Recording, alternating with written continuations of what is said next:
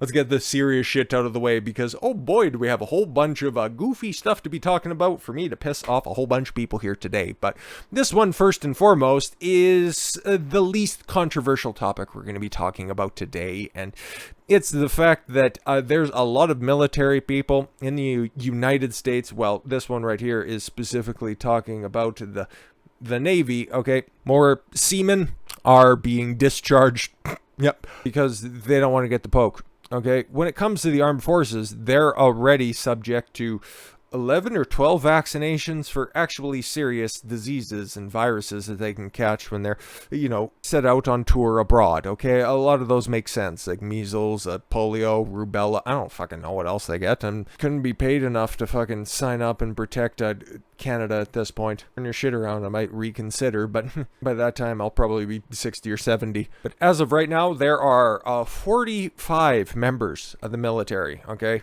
Specifically sailors, okay? And I think I've seen something like 70 something Marines, like the hardest motherfuckers on earth, those guys there. Yeah, they were discharged because, hey, we're saber rattling with Ukraine, and we're going to be talking about more of that stuff and how they think that it's just more or less Biden and less about Russia at this point. But if you're supposed to be putting a bunch of armed service people on notice right now, why are they just being disposed of like yesterday's hairpiece, Biden? Why is that the case? U.S. Navy announced Wednesday that over 40 service members have been discharged from the force for refusing to receive the COV vaccine, including 23 active duty sailors. Well, okay, the Ukraine is landlocked, so are they really going to need that many naval men? The proper demonym for the U.S. Navy? Don't know. Members of the Navy had until November 28th to be fully vaccinated against the COV, while ready reserve Navy service members had until December 28th. As you probably can tell, today marks the third consecutive month. And as more vaccine mandates continue to fall around them, unfortunately, the armed forces are under the purview of Joe Biden, the commander-in-chief, as hilarious as that is. So does he have the jurisdiction to add another vaccination on there? Theoretically, and don't at me with the whole, is it really a vaccine? Yeah, we got it. I don't know, I raise the point every once in a while, but thank you, nebulous strawman. Very good for conversations every once in a while. Service members are considered fully vaccinated 2 weeks after getting 2 shots of the Pfizer, Moderna, or a single shot, or as friends call it, roll of the dice of the Johnson & Johnson vaccine. Booster shots are still under evaluation, officials said. Yeah, for right now. So, hey, just keep your arm at the ready. Don't go too far, though. And if you do, we'll just airdrop them. So just go outside with an arm rolled up, and hopefully a needle just gently lands into your arm, and feel free to depress it once it gets there. In a statement on Wednesday, the Navy said that they have had a total of 45 separations. Oh, how nice, how adorable. Like a jilted ex-lover. Sorry, this is an official statement that we are now separated, like a fucking Hollywood couple.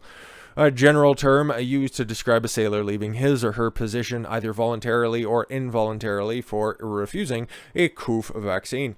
There have been 23 active component and 0 reserve component sailors separated, all with an honorable characterization of service, so honorable discharge, even though they tried to dishonorably discharge members of the military until that was overturned, towards the end of last year.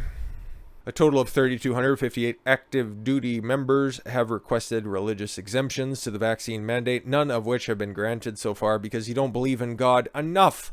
You should believe in the state more. Maybe you should apply for a religious exemption over your belief that Joe Biden is in fact Christ incarnate. Might get it granted. It's worth a shot. Not that shot, though.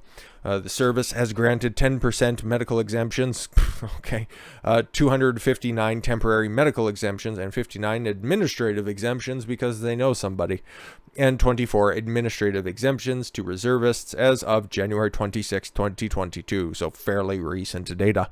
In November, Navy officials said 95% of active duty Navy force has been fully vaccinated, and over 99% have received at least 1 shot of vaccination. So in light of all of this data and all of these people deciding to hit the bricks on this one, what is Biden doing to help boost the morale of the armed forces out there? Well, he's criminalizing sexual harassment and pornography in the military.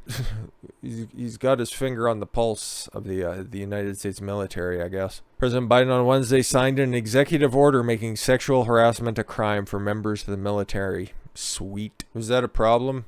I know of a real problem. We'll be talking about that really shortly. Under the code, the president made sexual harassment an offense under the Uniform Code of Military Justice and also strengthened the military justice system. The military social justice system responds to prosecuting cases of domestic violence. So like actual domestic violence or just this made up, oh, my sergeant called me fat and that made me feel really bad. I wish it was as simple as repealing the 19th. The order, effective January 26th. So it's already in effect. Jeez, has been for a minute. Also, adjust the Military Justice Code to criminalize the wrongful broadcast or distribution of intimate visual images, also known as revenge porn. This afternoon, I'm signing an executive order to make... Oh, it was announced on Twitter, so there's no affectation required. To make sexual harassment an offense in the Uniform Military Code of Justice, and to strengthen the military's response to domestic violence and the wrongful broadcast. God, this is a grammatical disaster. Somebody should fire this intern. And wrongful broadcast or distribution of intimate visual images. Say porn, you fucking fossil. The press release from the White House states that the change comes in response to the key recommendation of the Independent Review Commission on Sexual Assault in the Military. What a fucking waste of money. We honor the courage and leadership of our brave and hilarious advertisements. I don't know if you guys seen the one of the, oh, I just decided this fucking cartoon bitch. I decided to join the military after my two moms got married, and I guess their domestic abuse was getting too loud, so I just joined the Navy. Yeah, we honor the courage and leadership of many of the survivors and advocates who have long fought for these critical changes. Whatever. Making sexual harassment a crime in the military was part of the I Am Vanessa Guillen Act, okay, which was included in the National Defense Authorization Act. That seems racist. SPC. Vanessa Guillen was brutally murdered at the age of 20 in April of 2020. Well, that kind of sucks. Her remains were found in June of 2020. She was sexually harassed to death? I don't think so. Family members at the time had told Army leaders that Guillen said that that superiors had sexually harassed her prior to her death. She was brutally murdered, but her superiors sexually harassed her, so that led to her being chopped up. A report by the United States Army said that her sexual harassment complaints had been ignored by Fort Hood officers. Okay, so what does that have to do with anything? If you wanted to do something about sexual conduct about the military, why don't you address the fact that sexually transmitted diseases, STIs, whatever the fuck you want to call them, sexually transmitted infections are increasing in the military. So why don't you just, I don't know, maybe take a look at that whole male and female members of the armed forces just bunking up together. Want to actually look at defense spending? Maybe you should up your resources for penicillin. Cases of chlamydia, gonorrhea, and syphilis, all the fun ones, have increased significantly across the military over the past 8 fucking years. This is accurate as of April of 2021, so it's just about a year old, but you know, hey, I guess we'll probably update it, and I'd imagine it's probably going to be 9 years as well. Black service members, oh no, women and enlisted personnel with lower levels of education. What are you trying to say here, Military Times? Again, this has all the hallmarks of things that Biden should be tackling. Are most at risk of contracting sexually transmitted infections, according to the study published in the March edition of the Medical Surveillance Monthly Report, a peer-reviewed military health journal. The study analyzed administrative data and reports from all 4 branches of the military. But what about what are the numbers coming out of Space Force, though? Is anybody out there 0G fucking? We need those numbers as well to provide a comprehensive picture of the STIs between 2012 and 2020, using medical and diagnostic codes to identify instances for the 5 most common STIs. Number 1, chlamydia.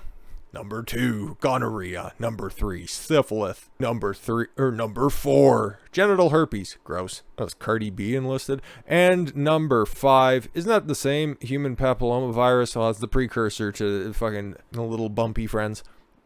patterns in STI frequency mirrored those in the civilian population, but rates of infection in the military were in many cases disproportionately higher. Are you saying that 13% of the servicemen and women out there account for 50% of the infections? You sons of bitches. Of the 4 branches, the Army had the highest rate of chlamydia, gonorrhea, and genital herpes. The Navy had the highest rates of butt sex. And the Air Force had the highest rates of HPV. Motor transportation workers had higher rates of chlamydia, gonorrhea, syphilis, than any other occupational speciality. You're telling me truck drivers pick up STDs quicker than anybody else? This is wild, man. I mean, you never hear about sexual degeneracy in truckers, while healthcare occupations had higher rates of HPV. Yeah. If you've been around this information long enough, yeah, you know, at these higher educated positions, freakiest motherfuckers that are out there. Teachers, lawyers, nurses, doctors, service members under the age of 24 were found to be most likely to contract an STI. What? No. But they know all about contraception, so they're totally using it here, accounting for almost 64% of observed cases. Rates of infection decreased steadily with age, but STIs can have lasting effects regardless of the age at which they're contracted. An HPV infection, for instance, can cause cervical cancer and congenital infections years later, according to National Cancer Institute. So you see, women most affected. So Biden should be paying close attention to this. But when he hears about chlamydia, when he hears about the clap, he's thinking, finally, somebody's giving me the proper adulation I deserve. So yeah, that's what's happened with the military lately. See a lot of dour things come out about it every once in a while, but hey, at least they're out there fucking. With that said, thank you all very much for the gift of your time. I've been Don Consuelo. I want you to follow your gut and get after it. Take care, everyone.